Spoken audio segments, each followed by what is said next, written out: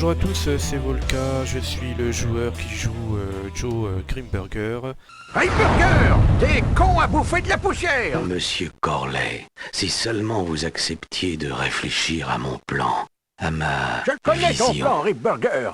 Tu attends que je crève pour pouvoir piquer ma place dans ma société. Donc voilà, c'est bien lui, l'origine de mon perso et du nom. Il paraissait important de faire une vidéo un peu HRP pour vous expliquer un peu le fonctionnement, comment je vois les choses. Comme vous savez, donc je viens d'être élu maire de Blackwater, pour essayer de booster un peu le RP surtout sur l'illégal, puis sur les activités civiles. Une sorte de vitrine de ce que je veux vous proposer pour les différents métiers. Donc tous les patrons devront payer une licence d'exploitation qu'on va essayer de décider avec le conseil. Cette somme sera payée par la semaine, donc vous pourrez payer plusieurs semaines. Si par exemple on établit une somme de 50 $ à la semaine, vous pourrez payer par exemple 150 $ et ça couvrira 3 semaines. Vous allez voir, chaque métier plus ou moins récolte de l'argent. Cet argent-là, elle sera pas, il n'y a pas de taxe en fait. En fait, on fait qu'une seule taxe, qui fera taxe et loyer, c'est la fameuse licence d'exploitation. Cet argent-là, vous verrez, il sera utilisé pour le fonctionnement. En fait, ça va être une sorte de boucle infinie. Donc concernant le responsable du bois, donc déjà il pourra considérer que tout cet endroit, que toute cette partie-là, toute la zone là de récolte, c'est à lui.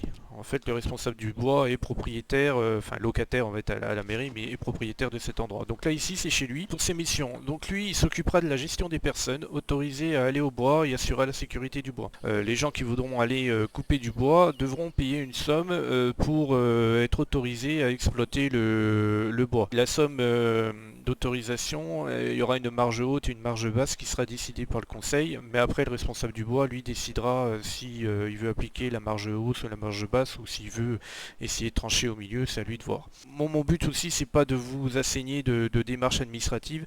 Ce qui est intéressant au responsable du bois, c'est qu'il aura également le pouvoir de police sur tous les sites dont il est locataire, et si par exemple il va sur la zone de bois et qu'il y a une personne qui récolte du bois alors qu'il n'a pas payé son exploitation, soit il lui fait payer, soit il le fait payer en rajoutant une majoration, donc ça c'est lui qui décide, soit alors il l'emmène devant les shérifs, ou alors il décide de régler ça à sa manière, qu'il aura le droit de gérer la sécurité comme il le souhaite. Donc ça peut être intéressant je pense pour ce joueur, parce qu'il aura deux zones qui sont assez éloignées à s'occuper, la zone de prise de service et la zone de coupe.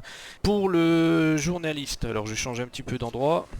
Donc le journaliste, ça sera peut-être le rôle un petit peu plus démarche administrative, dans le sens où il devra tenir une gazette, donc un petit journal local. Alors le format et tout, c'est lui qui le décide, il le choisit, mais moi ça me paraît important d'avoir cette notion de journal, parce que c'est omniprésent dans l'univers western. Alors il peut avoir deux choix, soit il le fait, il fait un format papier sur ordinateur, et quand les gens lui payent le journal, il le transmet en MP Discord, soit sinon il le diffuse dans le saloon Blackwater, et là ça accès libre à tout le monde. Donc c'est lui qui décide. Il pourra gagner de l'argent avec le recensement. Chaque citoyen de Blackwater, chaque personne qui veut avoir une entreprise à Blackwater, qui décide de vivre à Blackwater, devra se faire recenser. Donc là c'est le local normalement du marchand de journaux. Là, donc vous voyez, il y a les journaux, il pourra se tenir ici. Voilà, il pourra s'asseoir tranquillement et vendre son journal ici, quoi. Donc ça peut être sympa. Donc il y aura un recensement qui sera composé juste du nom et du prénom de la personne, et qui permettra de savoir à peu près le nombre d'habitants qui viendront vivre à Blackwater, et d'octroyer à ceux-ci des avantages. Alors, il y aura divers avantages. Déjà d'être patron, c'est un avantage en soi. Il y aura des amendes moins élevées, etc., etc. Il y aura plein de choses. Donc par contre le journaliste devra tenir une liste. Ça j'ai pas d'autre moyen d'éviter, mais là il va falloir faire un document, donc soit à la main, soit sur ordinateur, et qui devra donner à la demande au shérif, à la mairie, au médecin, s'ils veulent savoir si un citoyen est recensé ou pas. Pareil, ce recensement sera obligatoire et sera payant. Donc pour le journaliste, on a le recensement, et puis on a la tenue de la gazette. Alors pour le garde-chasse et garde-pêche, lui c'est à peu près comme le responsable du bois. Toute personne ne pourra pas chasser et pêcher librement s'ils n'ont pas payé une licence d'exploitation. Comme maintenant un chasseur il paye son permis de chasse, que je prends le même système, donc il faudra payer pour chasser et pêcher, et le garde-chasse lui devra tenir une liste. Et voilà, donc cette somme pareil, on aura toujours une marge basse et une marge haute qui sera décidée par le conseil, et le garde-chasse et garde-pêche aura quand même la liberté de choisir le prix qu'il veut appliquer. Il aura aussi un pouvoir de police, donc pareil que le responsable du bois, mais ça sera sur les personnes qui n'ont pas payé la licence de chasse ou la licence de pêche. Il devra aussi également, et ça on l'aidera, à organiser des événements liés à la chasse ou à la pêche. Ça peut être intéressant d'avoir une certaine dynamique par rapport à ça. Il peut aussi dans le RP dire voilà, en ce moment on est en pénurie de bisons par exemple, les bisons de Ventu, etc. Il ne faut pas tous les exterminer, il faut les laisser le temps de se reproduire. Donc à partir de maintenant, les bisons pendant une semaine n'auront pas le droit d'être tués par exemple. Voilà, il peut dire tiens il y a une espèce nuisible en ce moment, c'est le renard, et ben il faut chasser un maximum de renards. Donc il aura un certain pouvoir là-dessus, c'est libre à l'imagination, il faut être beaucoup plus imaginatif sur ce rôle-là. Mais je pense qu'il peut être intéressant à faire.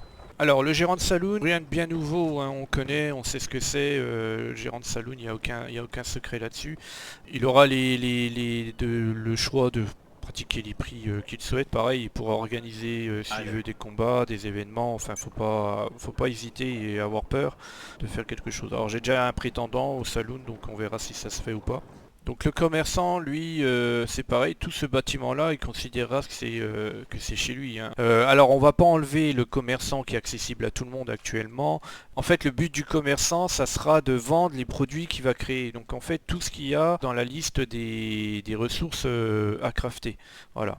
Donc lui, il devra les fabriquer et les vendre aux gens. Donc comme un magasin, il fera une liste, un catalogue ou je sais pas.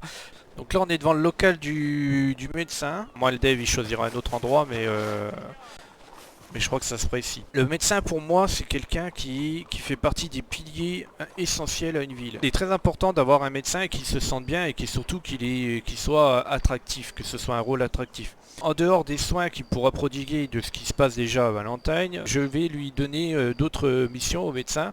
Alors le médecin bien entendu ne va pas payer de licence d'exploitation, hein. Il devra même tenir un carnet de vaccination des habitants. C'est-à-dire que les habitants qui se seront fait recenser devront se faire vacciner. Donc le prix, on va essayer d'établir un prix bas et haut pour le conseil. Le médecin choisira durant ce prix. Mais il devra vacciner les gens.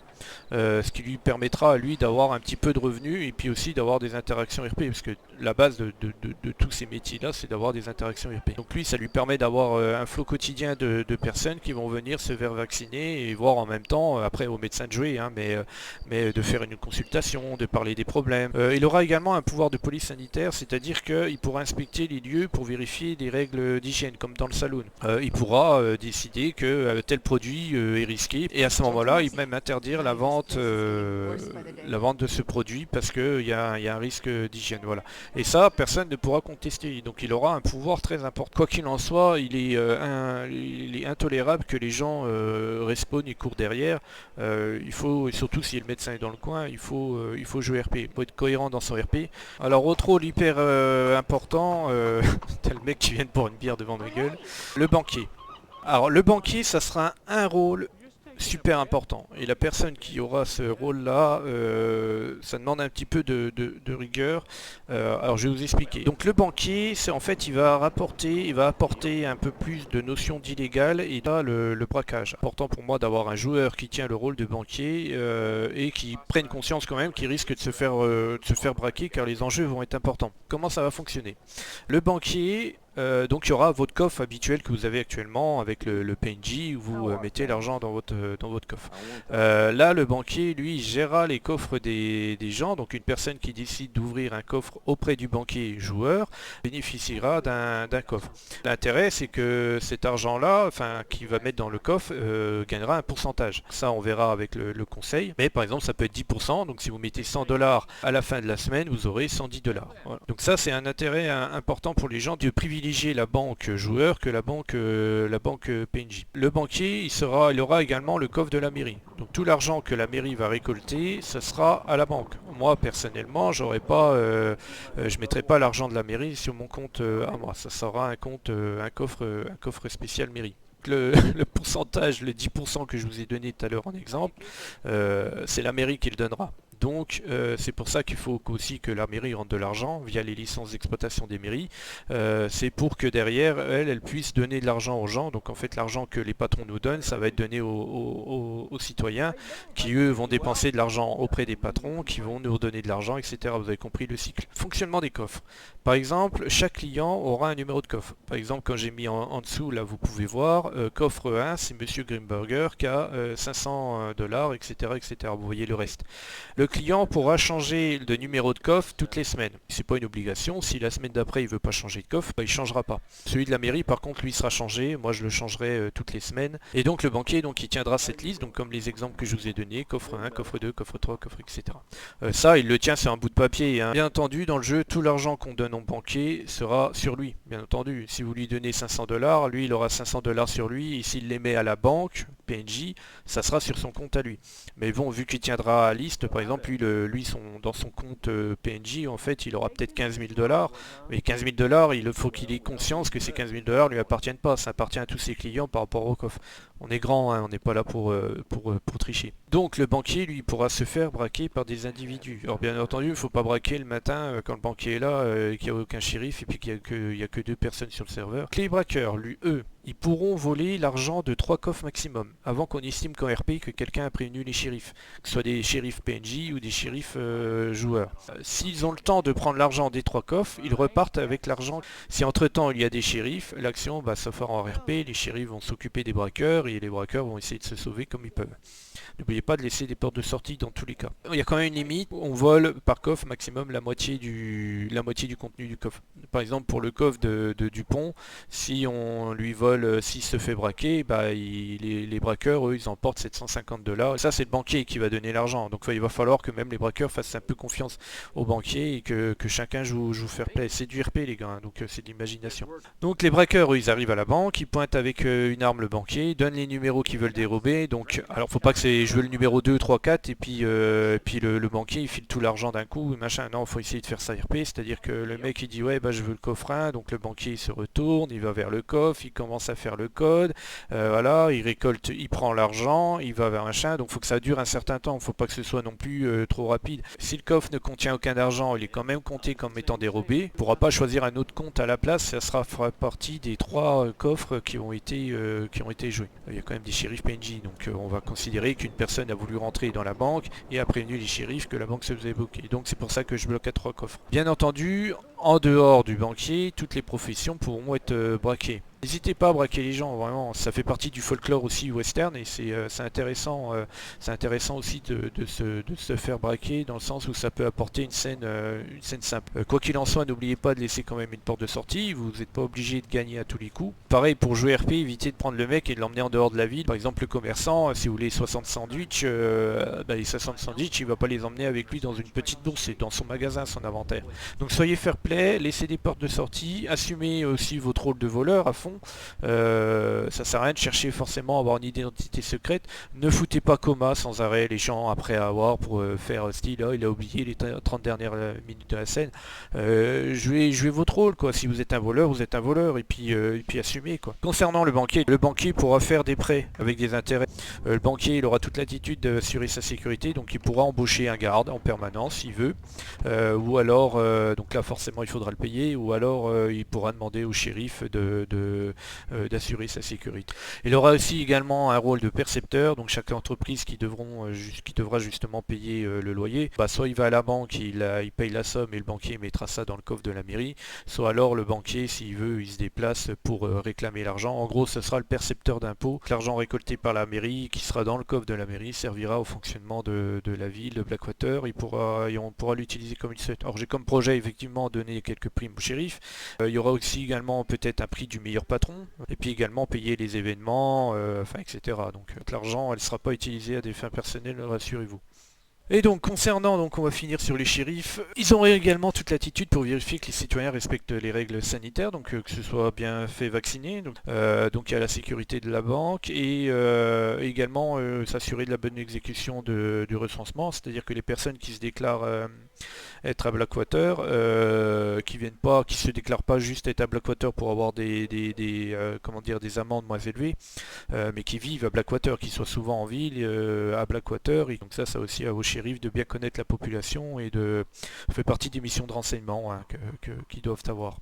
Je vais terminer sur cette longue vidéo pour dire un dernier mot. Donc je suis ouvert à toute proposition d'ouverture d'entreprise, d'organisation d'événements. Je peux vous aider, on vous donnera les moyens. Voilà, donc faut pas hésiter à faire des propositions, on verra, mais tout ce qui peut se faire en RP, hein, après c'est de l'imagination, donc c'est assez libre.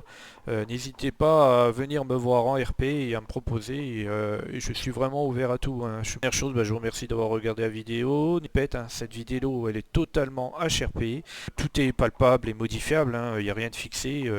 Allez, ciao. Hey Burger, t'es con à bouffer de la poussière!